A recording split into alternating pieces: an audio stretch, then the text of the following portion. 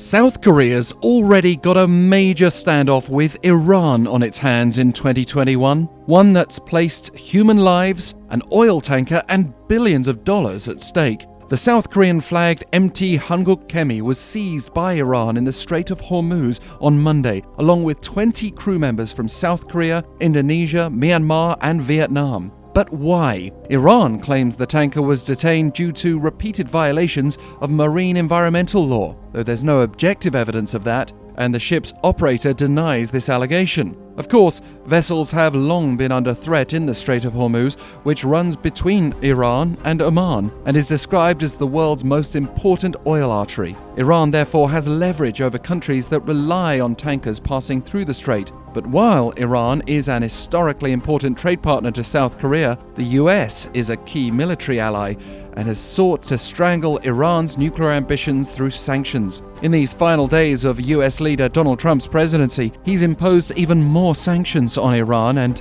Washington's decided to keep the USS Nimitz aircraft carrier in the Persian Gulf amid recent threats. Tehran also announced on Monday that it will start processing uranium to 20% purity, a further step away from the nuclear deal that Trump abandoned in 2018. So, putting all that together, a US State Department official has told us Iran is threatening navigational freedoms to extort the international community into relieving the pressure of sanctions. Moreover, Iran has billions of US dollars frozen in South Korean banks due to those sanctions, and an Iranian government spokesperson has stated if anybody is to be called a hostage taker, it's the South Korean government that has taken our more than $7 billion hostage. But the timing doesn't quite add up, because South Korea's been making diplomatic progress with Iran. First Vice Foreign Minister Jong-kun was already set to travel to Tehran this Sunday. The two sides have been in talks over Iran using its frozen funds to buy COVID-19 vaccines, a plan approved by Washington. Plus, the US is about to inaugurate a potentially more Iran-friendly president in Joe Biden. Perhaps Iran's policy-making